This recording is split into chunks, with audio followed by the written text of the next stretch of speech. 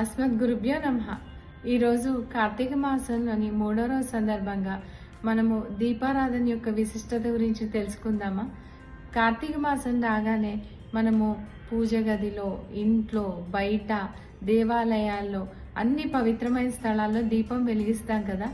ఈ దీపం వెలిగించడం వెనుక సారాంశం ఏంటో నాకున్న చిన్న పరిజ్ఞానాన్ని మీ అందరితో పంచుకుంటాను. ఇలాంటి పవిత్రమైన మాసాల్లో ఆవు నెయ్యితో కానీ నువ్వుల నూనెతో కానీ దీపాలు వెలిగిస్తారు. ఇలా వెలిగించటం వల్ల ఇంట్లో ఒక ఆనందకరమైన, ఆహ్లాదకరమైన వాతావరణం ఏర్పడుతుంది.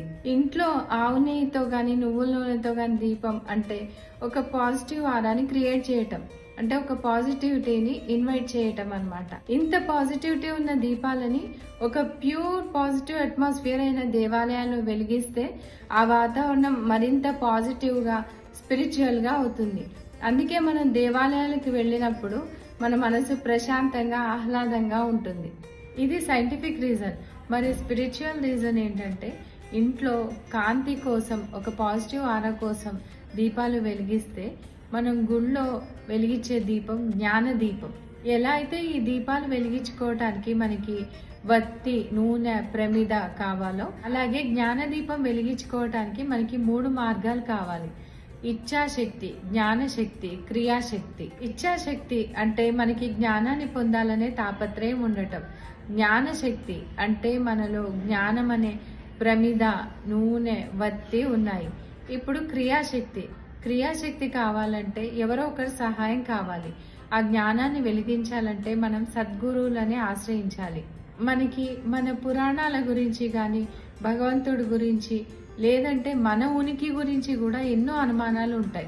ఇవన్నీ నివృత్తి చేసుకోవాలంటే మనం పెద్దలని ఆశ్రయించాలి. అందుకే ఇలాంటి పవిత్రమైన మాసాల్లో వేదాంతులను, జ్ఞానులను ఆశ్రయించి మనకున్న సందేహాలను నివృత్తి చేసుకుంటాం. దేవాలయాల్లో పురాణ పఠనాలు, పుణ్యగాథలు, అలాగే జ్ఞానానికి సంబంధించిన ఎన్నో విషయాలను చర్చిస్తారు. వాటి ద్వారా మనకున్న అనేక అనుమానాలు, అపోహలు ఇవన్నీ తొలగిపోయి జ్ఞాన జ్యోతిని వెలిగించుకుంటాం. ఆ జ్ఞానాన్ని 10 మందికి పంచుతాం. దీన్నే క్రియాశక్తి అంటారు. ఒక దీపం ఎలాగైతే 100 దీపాలను వెలిగిస్తుందో, అలాగే ఒక మనిషి జ్ఞానవంతుడైతే 1000 మందిని జ్ఞానవంతులుగా తీర్చిదిద్దుతాడు. నిన్న మనం మన చట్టాల గురించి, న్యాయస్థానాల గురించి మాట్లాడుకున్నాం కదా. ఈరోజు భగవంతుడి న్యాయస్థానంలో తీర్పు ఎలా ఉంటుందో ఒకసారి తెలుసుకుందామా. శ్రీరామచంద్రుడు రావణాసురుని సంహరించాక రావణాసుడు చివరి దశలో అతను చేసిన తప్పు తెలుసుకొని పశ్చాత్తాపడతాడు. పశ్చాత్తాపానికి మించిన ప్రాయశ్చితం లేదు కదా. శ్రీరామచంద్రుడు, మండోదరితో సహా అందరూ ఆయన్ని క్షమిస్తారు. కానీ ఒక్క పరమేశ్వరుడు మాత్రం రావణాసుడిని అస్సలు క్షమించడు.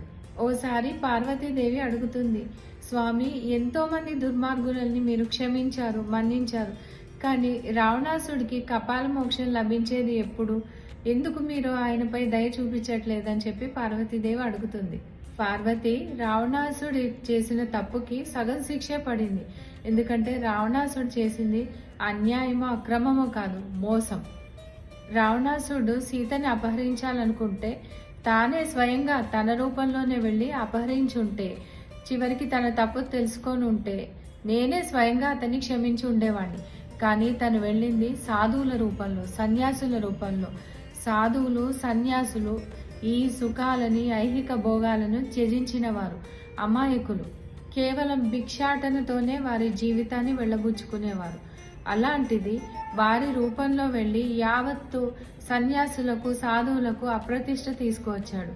రామాయణంలో ఎప్పుడైతే రావణాసుడు సన్యాసి రూపంలో సీతను అపహరించాడో అప్పటి నుంచి ఆ దేశ ప్రజలు సన్యాసులను నమ్మటం మానేశారు. ఎవరైతే సన్యాసులు వచ్చారో వారిని దుర్మార్గుల్లాగా, రాక్షసులాగా చూసి ఎంతో మందిని శిక్షించారు. అమాయకులు, నిస్సహాయులైన వారికి భోజనం పెట్టకపోగా నానా మాటలు అని వారిని దండించేవారు, తరిమేసేవారు. ఎంతో మంది సాధువులు, సన్యాసులు ఆహారం లేక అర్ధాయుష్కులై చనిపోయారు. దీనికి కారణం రావణాసుడు చేసిన పని. కర్మఫలం ఎలాంటి వారికైనా తప్పదు అని చెప్పి ఆ పరమేశ్వరుడు త్రేతాయుగమంతా రావణాసుడిని అనుగ్రహించలేదు. ఈరోజు మనం భగవంతుడి సన్నిధిలో నిలబడి మనము ఏ కర్మ చేసినా, అది పుణ్యకర్మ అయినా పాపకర్మ అయినా సరే, దానికి బాధ్యులం మనమే అవ్వాలని, మన వల్ల ఇతరులు బాధపడకూడదని భగవంతుని మనస్ఫూర్తిగా కోరుకుంటూ, అలాగే మనకి సత్కర్మలు చేసే శక్తిని ప్రసాదించమని కోరుకుంటూ మన జ్ఞాన జ్యోతిని వెలిగించుకుందాం. ధన్యవాదాలు.